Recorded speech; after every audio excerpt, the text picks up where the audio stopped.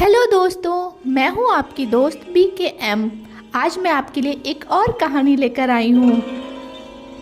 वैसे तो भारतवर्ष में अनेक कथाएं प्रचलित हैं, जिनमें विष्णु पुराण में वर्णित भगवान विष्णु के भक्त प्रहलाद की कथा भी शामिल है। आइए आज हम बात करते हैं भक्त प्रहलाद की कथा के बारे में। भक्त प्रहलाद विष्णु भगवान का अत्यंत भक्त था, जिसके बारे में आज हम जानेंगे और उसकी कथा और उसकी महानता के बारे में चर्चा करेंगे। यह कथा प्रारंभ होती है तब जब प्रहलाद अपनी माता कयाधु के पेट में था। उस वक्त हिरण्यकश्यप के भाई हिरण्याक्ष का वध विष्णु भगवान के वराह अवतार ने किया, जिससे क्रोधित होकर हिरण्यकश्यप तपस्या करने चला गया। कश्यप ब्रह्मा जी की तपस्या करने लगा। उस वक्त हिरण्यकश्यप की अनुपस्थिति में देवताओं ने दैत्य नगरी पर अपना अधिकार कर लिया और प्रहलाद की मां कयाधु को बंदी बनाकर अपने साथ इंद्रदेव अपनी नगरी ले जाने लगे। तब रास्ते में नारद मुनि मिले और उन्होंने इंद्र से कहा कि हे इंद्र, तुम एक गर्भवती स्त्री पर अत्याचार नहीं कर सकते। और नारद मुनि ने कयाधु को इंद्र के चंगुल से छुड़ाकर अपने साथ अपने आश्रम ले आए। अपने आश्रम में लाकर उन्हें भगवान श्री हरि के भजनों और भक्ति के बारे में बताया। वह दिन रात भगवान हरि के भजन गाते, उनकी कहानी सुनाते। इसका असर माता के पेट में पल रहे प्रहलाद के ऊपर अत्यंत सकारात्मक पड़ा। यही कारण था कि जन्म के पश्चात प्रहलाद भगवान विष्णु के भक्त बने। प्रहलाद के अलावा प्रहलाद के 4 और बड़े भाई भी थे, जिनका जन्म दैत्य नगरी में हुआ था, जो कि विष्णु भगवान के भक्त नहीं थे। केवल प्रहलाद ही भगवान विष्णु के भक्त थे। इसी बीच हिरण्यकश्यप की भी तपस्या समाप्त हो गई। वह ब्रह्मा जी से सर्वशक्तिशाली होने का वरदान प्राप्त किया। उसने भगवान से वरदान मांगा कि वह न दिन में मरे, न रात में मरे, न अस्त्र से मरे, न शस्त्र से न मरे, न उसे पशु पक्षी मनुष्य मारे, न वो अंदर मरे, न घर के बाहर मरे। इस प्रकार उसको लगता था कि वह स्वयं अब भगवान बन गया है, उसे कोई अब मार नहीं सकता। साथ में उसने यह भी वरदान मांगा था कि वह न दिन में मरे न रात में मरे। उसने यह सोचा कि अब उसे कोई नहीं मार सकता, अब वह अमर हो गया है, और वह तपस्या करके लौट गया। लौटने के पश्चात हिरण्यकश्यप ने देखा कि उसकी असुर नगरी पर देवताओं ने अपना अधिकार कर लिया है। उसने न सिर्फ अपने असुर नगरी को वापस पाया, बल्कि तीनों लोगों पर अपना अधिकार कर लिया। उसने देवराज इंद्र को भी हराकर उनको भी सिंहासन से हटा दिया और उसने आदेश दिया कि सब लोग उसकी पूजा करें। वह अपने आप को देवता और भगवान समझने लगा, और इस प्रकार कयाधु और प्रहलाद भी अपनी नगरी को वापस लौट आए। ब्रह्मा जी से मिले वरदान के फलस्वरूप हिरण्यकश्यप अत्यंत शक्तिशाली हो गया, और इसी अहंकार में उसने भगवान विष्णु को भगवान मानने से इनकार कर दिया और स्वयं को ही भगवान समझने लगा। तीनों लोकों में जो जो भगवान विष्णु की भक्ति करता, वह उसे मरवा डालता। किंतु अपने ही 5 वर्ष के पुत्र प्रहलाद को भगवान विष्णु की भक्ति में लीन देखकर उसे अत्यंत क्रोध आता, और उसने प्रहलाद को जान से मारने की कई बार चेष्टा भी की। हिरण्यकश्यप भगवान विष्णु को शत्रु समझता था, क्योंकि हिरण्यकश्यप के भाई हिरण्याक्ष को भगवान विष्णु के ही वराह अवतार ने मारा था।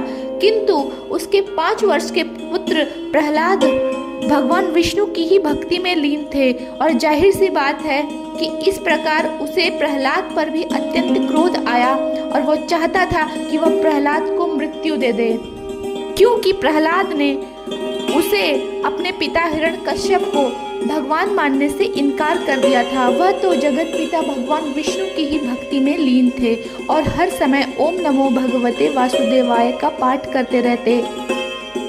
हिरण्यकश्यप प्रहलाद को मारने के लिए प्रहलाद को पागल हाथी के सामने फिकवाया, हाथ पैर बांधकर समुद्र में फिकवाया, सांपों से भरे जहरीले कुएं में प्रहलाद को डाल दिया, अस्त्र और शस्त्र से मारने की भी कोशिश की, पत्थर से कुचल देने की भी कोशिश की, किंतु हर बार भगवान विष्णु ने उनकी रक्षा की। इस प्रकार हिरण्यकश्यप जब प्रहलाद को मारने में असफल रहा तब उसने अपनी बहन होलिका को बुलाया। होलिका को वरदान प्राप्त था कि वह अग्नि में नहीं जल पाएगी। होलिका के पास एक चादर था जिसको ओढ़कर वह अग्नि में जब बैठती थी तो अग्नि उसे नहीं जला पाती थी।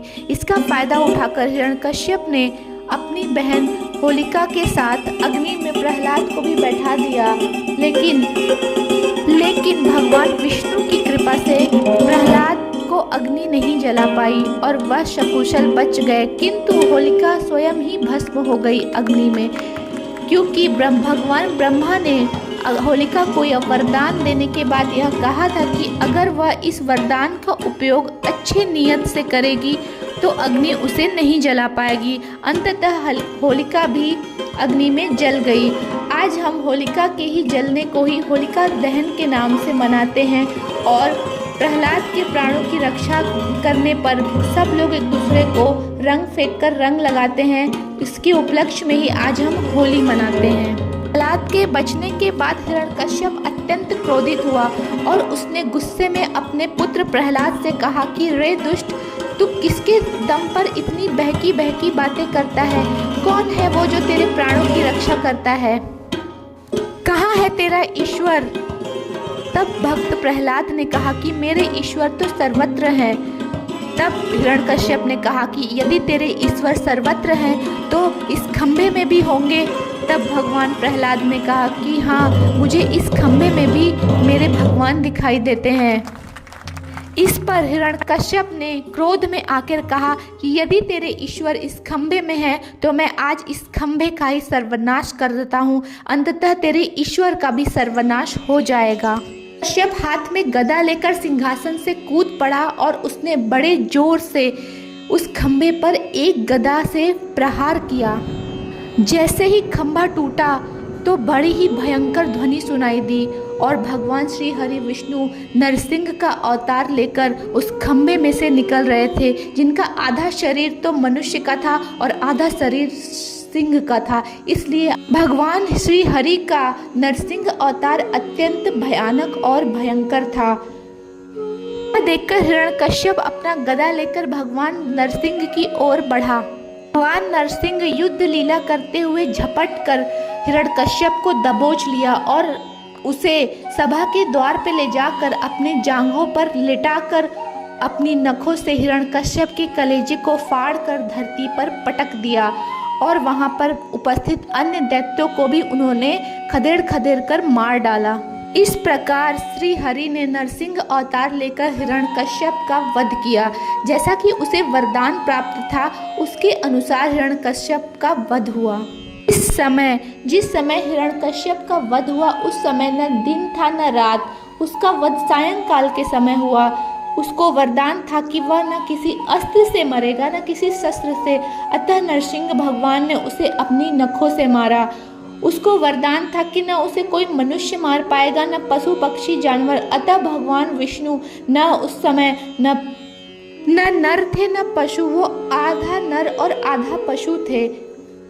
उसे वरदान प्राप्त था कि न वह घर के अंदर मरेगा न घर के बाहर, अतः भगवान नरसिंह ने उसे घर के चौखट पर मारा। उसे वरदान प्राप्त था कि न वह आकाश में मरेगा न धरती पर, अतः भगवान विष्णु ने उसे अपने जांघों पर लेटा कर मारा। अतः उसे वरदान। कश्यप के वध के पश्चात भगवान नरसिंह अत्यंत क्रोधित हो गए। उनका क्रोध बढ़ता ही जा रहा था। उनका यह रूप अत्यंत भयभीत करने वाला था। वे जाकर हिरण्यकश्यप के सिंहासन पर बैठ गए। उनकी क्रोध को शांत करने के लिए देवता मुनि सब लोग उनकी स्तुति करने के लिए आए, लेकिन उनका क्रोध शांत नहीं हो रहा था। भगवान विष्णु को शांत करने के लिए देवताओं ने माता लक्ष्मी से कहा कि आप जाकर उनके क्रोध को शांत करिए, किंतु माता लक्ष्मी भी भगवान के इस क्रोधित रूप को देख के अत्यंत भयभीत हो गई। तब ब्रह्मा जी ने प्रहलाद से कहा कि तुम्हारे ही रक्षा के लिए भगवान विष्णु ने यह रूप धरा है, अतः बालक तुम ही उनके पास जाओ और उनकी स्तुति करो। तब प्रहलाद भगवान विष्णु के पास गए और साष्टांग उनके चरणों में लेट गए। बालक को अपने चरणों में देखकर नरसिंह भगवान का क्रोध शांत हो गया और उन्होंने बालक प्रहलाद को प्रेम पूर्वक अपनी गोद में बिठा लिया और आशीर्वाद दिया कि तुम मेरे अनन्य भक्त हो, मैं तुमसे बहुत प्रसन्न हूँ, अतः मृत्यु के पश्चात तुम मुझे ही प्राप्त होगे। यह कहकर भगवान विष्णु वहाँ से अंतर ध्यान हो गए। विष्णु पुराण में पराशर ऋषि कहते हैं कि जो भक्त प्रहलाद की यह कथा को सुनता है उसके सारे पाप शीघ्र ही नष्ट हो जाते हैं। अतः यह थी बालक प्रहलाद की कथा। आपको यह कथा कैसी लगी यह कमेंट करके ज़रूर बताइएगा और ऐसी अनेक और कथाओं के लिए मेरे चैनल को सब्सक्राइब कीजिए और मेरे वीडियो को लाइक कीजिए। Thank you.